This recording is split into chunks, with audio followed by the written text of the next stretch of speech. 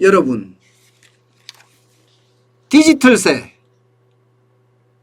전 세계가 사실 이것 때문에 난리였잖아요. 뭐 구글이 우리나라에서 돈을 벌어가는데 세금을 우리나라에서 내야지 왜 미국에다 내냐 이거야. 넷플릭스가 대한민국에서 돈을 벌어가는데 대한민국에 세금을 내야지 왜 미국에 세금을 내냐. 이게 디지털세의 시작입니다. 유럽부터 시작을 해서요. 예, 구글이 벌어가는 걸 막겠다. 그러면서 각 나라마다 구글에 대한 세금을 다 만들었어요. 예, 다 만들었어요. 페이스북에 대한 세금도 만들고, 예, 결국은 이게 글로벌 기업들이 각 나라에 가서 벌었을 때, 예, 전부 다 세금을 거기다가 내지 않고 미국에다 낸다. 이건 아니다. 이렇게 지금 판단한 게 디지털세의 시작입니다. 그런데 이번 디지털세는요, 경제협력개발기구 여기에서 136개국이 합의를 해서 디지털세를 부과를 하겠다 이렇게 최종 결정을 했습니다. 최종 결정을 했습니다. 그러니까 136개국에서 합의를 봤어요. 합의반 내용은 두 가지예요. 필라 1과 필라 2가 있는데 필라 1은요. 쉽게 말하면 일반적인 이익 증가분, 일반 이익이라고 이야기하는 이건 한 10% 보거든요. 제조업은. 그러면 10%를 빼고 나머지 초과이익에 대해서는 세금을 부과해야 되겠다. 이런 얘기예요. 그런데 초과이익 100%에 부과하는 것은 아니고요.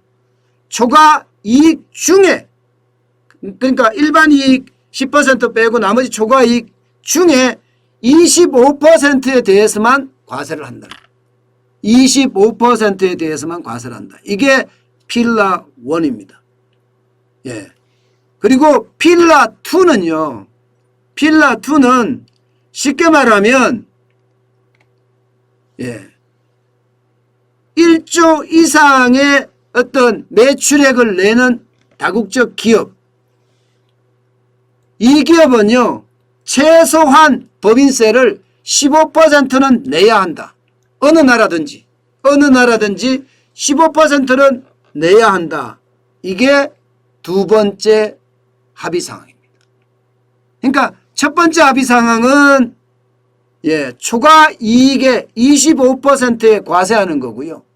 두 번째 사항은 1조가 넘는 매출액을 하는 기업들이 세금을 낼 때 뭐 아일랜드 5% 이러지 마라 이거예요. 5% 하지 마라. 조세 회피 지역에서 조세 안 받는 거 없다. 무조건 15%는 받아야 된다. 이게 필라 2입니다. 좀 더 구체적으로 설명을 하면 말입니다. 이게 일반이익 통상이익의 10% 빼고 초과이익 중에 25%에 해당되는 것을 예, 뭐 영국에서 초과이익의 20%를 얼마나 세금 매기겠다. 그건 그 나라의 몫이죠. 예, 뭐 프랑스에서는 또 어떻게 매기겠다. 대한민국에서는 어떻게 매기겠다. 25%에 대한 세금을 영국은 10%, 25%에 대한 초과이익 중에 나는 10% 세금 매기겠다. 이럴 수도 있고. 예, 20% 매기겠다. 프랑스는 그렇게 말할 수도 있고. 대한민국은 15% 매기겠다. 이렇게 이야기할 수도 있는 거죠. 초과 수익에 대해서. 예. 그렇게 되면 예, 우리나라는 어떻게 될까? 또 삼성은 어떻게 될까? 이게 이제 궁금증이 굉장히 많이 쌓여요. 우리나라에서는 이 정도 예, 해외에서 1조 이상을 매출을 내면서 이 정도 내야 될 게 아마 삼성하고 SK하이닉스 이런 데는 영향을 받을 겁니다. 당장 말입니다. 삼성만 하더라도 분기별 영업이익이 지금 보시다시피 3분기에 15조 8천억 원이나 할 정도로 사상 최대치, 사상 두 번째죠. 두 번째. 매출은 사상 최대를 했고요. 70조가 넘었으니까 73조 했잖아요. 그러면 어떻게 되겠습니까? 매출은 늘어날 수 있지만 말입니다. 매출은 늘어날 수 있지만 영업이익도 늘어날 수는 있지만 예, 결국은요. 법인세를 내게 되면 순이익은 줄어들 수밖에 없습니다. 순이익은 줄어들 수밖에 없어요. 삼성 당연히 줄어들고요. SK 당연히 줄어들고, 예, 당연히 줄어듭니다. 그러면 삼성은 괜찮지 않다예요. 괜찮지 않다. 왜냐하면 삼성은 굉장히 많은, 예, 상품들이 해외에서 매출이 일어나잖아요.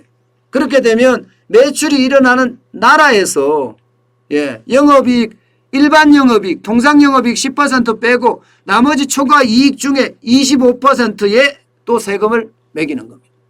아무래도 세금을 매기기 때문에 줄어들 수밖에 없겠죠.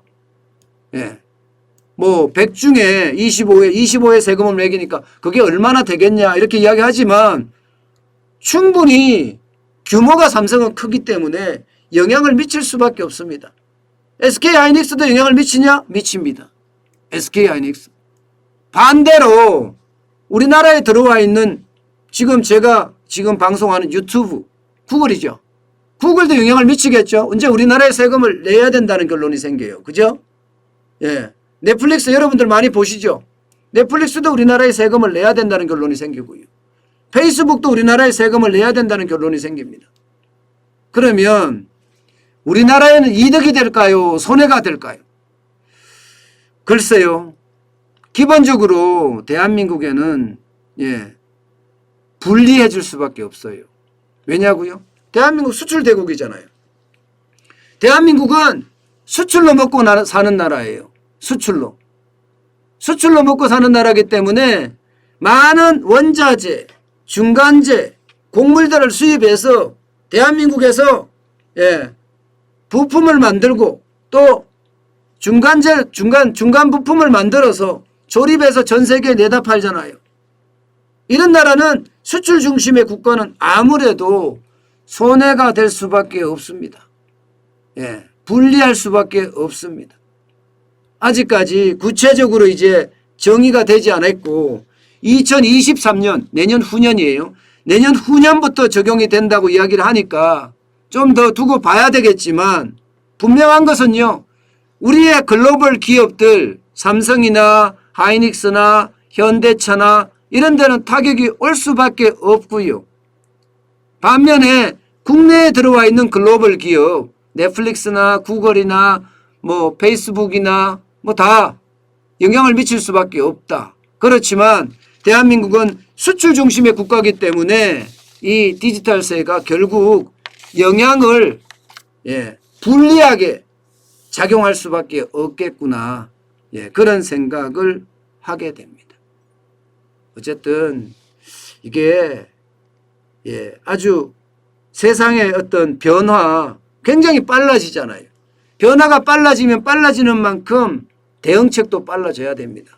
그래야지 우리가 지금의 어떤 성장세를 유지하지 않을까. 저는 그렇게 생각을 해 봅니다. 참 이런 걸 보면 말입니다. 쉬는 날이 없죠. 그죠? 경제라는 게 쉬는 날이 없습니다. 계속 뭔가 새로운 게 나와서 각 나라들이 다 자기네 나라들이, 예, 더 큰 일을 하겠다고, 자기네 나라들이 더 이익을 취하겠다고, 예, 그렇게 하는 것 같습니다. 그런 걸 보면 우리도요, 지금 내부적으로 이렇게 갈라치기 할 게 아니에요. 지금 그 어느 때보다 국민의 마음을 한 곳에 모아서 전 세계의 어떤 변화된 시장에 대응할 때가 아닐까. 저는 다시 한번 생각을 해봅니다.